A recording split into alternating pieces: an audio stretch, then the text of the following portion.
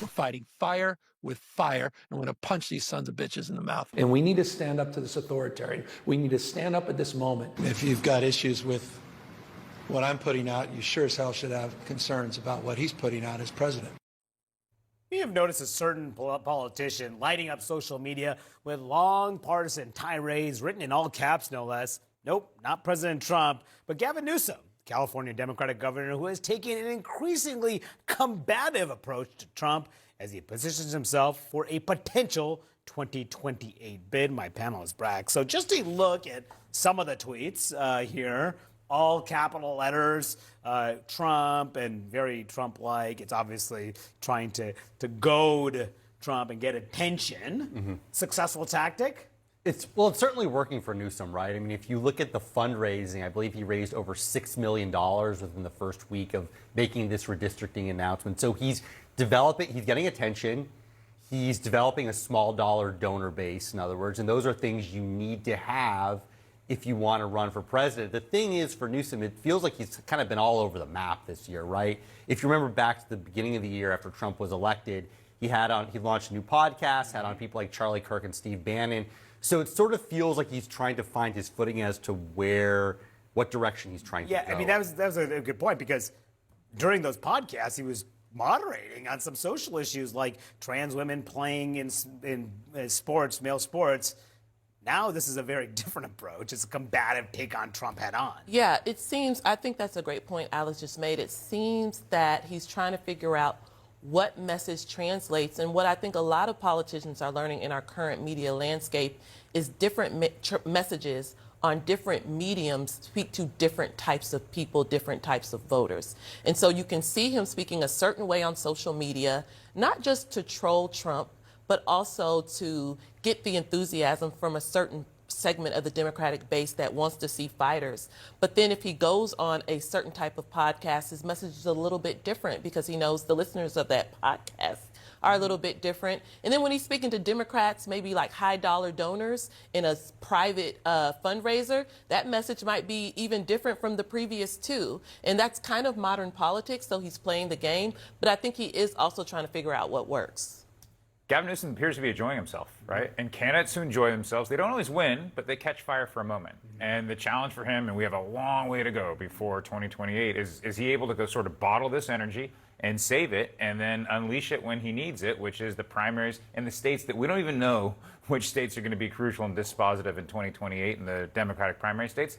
That's his challenge. Can he keep this momentum up? But for now, he's enjoying himself. Yeah, and look, the California Democratic voters seem to be enjoying it, too. This is a poll that came out recently showing really a shift in more favorability towards Gavin Newsom. This is a choice for candidate if 2028 presidential primary was tomorrow. This is among, again, California Democratic voters. Newsom, number one, above Kamala Harris. The same polls said that they were excited about Newsom as the possibility of a Democratic candidate than Kamala Harris herself. But does that translate outside of California? Yeah. South Carolina or right. wherever else. Exactly. I mean, that's a question. This is a poll 3 years before the election. You definitely don't want to peak now because that's not a really good sign. But he has nothing to lose. California Governor Gavin Newsom and his team have figured out a very entertaining way to deal with Donald Trump at his own rhetorical level. They've got a new social media strategy that is both, I got to say, pretty damn funny and I think extremely effective, mocking the president with a spot-on impression of his very weird communication style. Since Newsom jumped into the ongoing redistricting fight, his official Twitter account has been posting Trump style. Donald is finished. He is no longer hot. First the hand, so tiny. And now me, Gavin C. Newsom, have taken away his step. Many are saying we can't even do the big stairs on Air Force One anymore. Uses the little baby stairs now. Sad. Has all the Trump trademarks, all capital letters, random quotation marks, little parentheticals, complete unhinged absurdity. From just this morning, I thought this was a good one. I hate Kid Rock, GCN. Reference to Trump's infamous I hate Taylor Swift. Another drags the vice president into it. Not even JD Just Dance Vans can save Trump from the disastrous maps war he has started. Not even his eyeliner lines look as pretty as California map lines. He will fail, as he always does. Sad, and I, the peacetime governor of our nation's favorite, will save America once again. Many are now calling me Gavin Christopher Columbus Newsom because of the maps. Thank you for your attention to this matter. Beyond the mockery of Trump's text posts, Newsom has also been posting Trump-style AI-generated images of himself, including this, I think, absolute masterpiece of Newsom deep in a moment of reflection or prayer, flanked by 3 MAGA icons and the laying of hands, Kid Rock, who he hates, Tucker Carlson, and the angelic spirit of the recently departed Hulk Hogan. Again, a spot-on mockery of Trump, who isn't doing any of this satirically. What has been equally hilarious has been to watch the joke just go soaring over the heads of Trump's sycophants in the media. For the last week, Gavin Newsom, why am I giving him advice? You have to stop it with the Twitter thing. I don't know where his wife is. If I were his wife, I would say, "What? You are making a fool of yourself. Stop it. Do not let your staff tweet. And if you're doing it yourself, put the phone away and start over. And if you really, he's got a big job as governor of California, but if he wants an even bigger job, he has to be a little bit more serious." Yes, right. Be more serious. Stop posting exactly like the President of the United States does. Newsom's account responded to that advice, quote, "Dana Ding Dong Perino, never heard of her until today, is melting down because of me, Gavin C. Newsom." Joining us now, Vice President of Mercury Public Affairs and former White House Deputy Director of Platforms, Megan Coyne. She's also served as the social media director for New Jersey Governor Phil Murphy's office. Also with us, Democratic strategist and MSNBC political analyst Basil Smikle, staff writer for The Atlantic and author of its newsletter Galaxy Brain, Charlie Wartzel, and Politico's senior national politics correspondent Adam Wren. Everybody, thank you for joining us. All right, Basil, I'm going to begin with you on this. What do you think? You're right. It's provocative, it's ostentatious, and it meets the moment. You know, I think if you're looking for something for him to do that is intellectually stimulating, that's great. But what's better is that there's an emotional reaction, even if it's just a laugh, even if it's like that, that's crazy, because it got you to do something and react to politics in a way that you may not have done before. And it is true that it does hold up a mirror to what's happening on the right, you know, because if you're saying to yourself, why the heck would he do that, Donald Trump? Why would he post that? Why would he do this? To be able to turn it back around and say, well, do you see how ridiculous this is? This is our politics today. Now, you're right. It is a campaign strategy. I don't know that this works a year from now. But for this moment, given all of the heavy stuff that we're dealing with, it does seem to be breaking through. Adam, give me a little bit more of the background. Yeah, so what's interesting, Katie, is that this actually came from former Governor Jerry Brown's own social media account, and the Newsom people took it over. And, you know, Newsom has been studying MAGA media, whether it's reading Breitbart or watching One America News for years now, and really sort of reverse engineered the AI, slop that goes to the top of the X algorithm. You know, this is Elon Musk's social media company, and the For You tab essentially prizes this kind of AI slop, these memes that we're seeing. And Newsom figured that out, and he's got a team of about 4 or 5 people who work on this for him. He sort of leads the effort, and they've seen a massive, inundation of followers, about 30 to 50,000 new followers a day since August 1st. And, you know, what's interesting is he actually can't take this account with him. So if he runs for president in 2028, he loses it on January 4th of 2027. And so it's fascinating to kind of see him really game the algorithm, figure out how to talk to both Republicans and Democrats in a way no other 2028 Democrat has. Megan, you got a lot of attention for Phil Murphy's social media feed. I think the Times did a profile on you a few years back. What do you think, as somebody who has been in charge of this very arena before? I think that Governor Newsom is absolutely showing us all a masterclass right now in how government social media should be functioning. It's funny, it's quick, it's culturally relevant, it's cutting through the noise, and it's landing.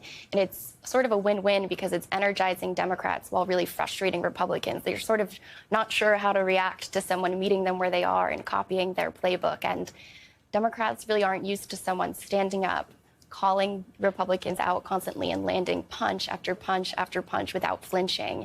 And that's exactly what Governor Newsom's doing right now, and that's why it's just so exciting to see. So, Charlie, he's gaining followers, obviously. We're seeing, as Adam pointed out, just a daily count of followers that's going up and up. It's obviously not following it up with any action, and I'm sure that they'll continue to balance that, and it helps draw people in. So he is doing all of these crazy, ridiculous, fun things. It draws people in, and then they're going to see more of the serious from him. He's a very accomplished governor, so people are going to be seeing a lot more of that in their feeds. So the people that are maybe seeing it, Adam, are they going to be beyond the Democrats? Is it going to be the folks the Democrats need? The Times had a great takeout today showing that voter registration for Democrats, and Basil, I'll get you on this, is plummeting. I mean, they're just hemorrhaging voters every single year. New registration for new voters.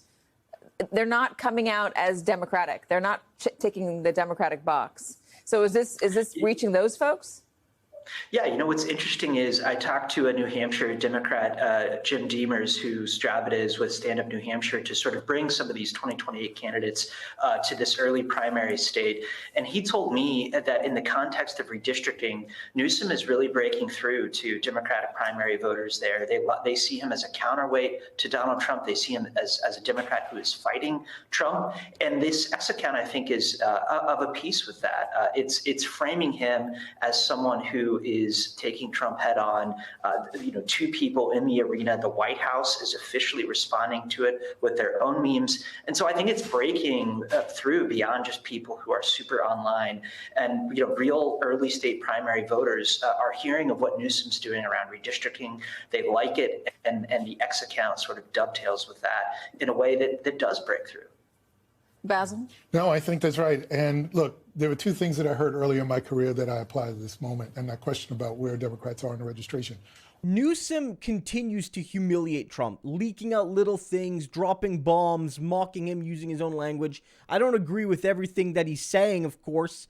He called Trump a communist when really Trump is a fascist, right? Like, for example, just one example.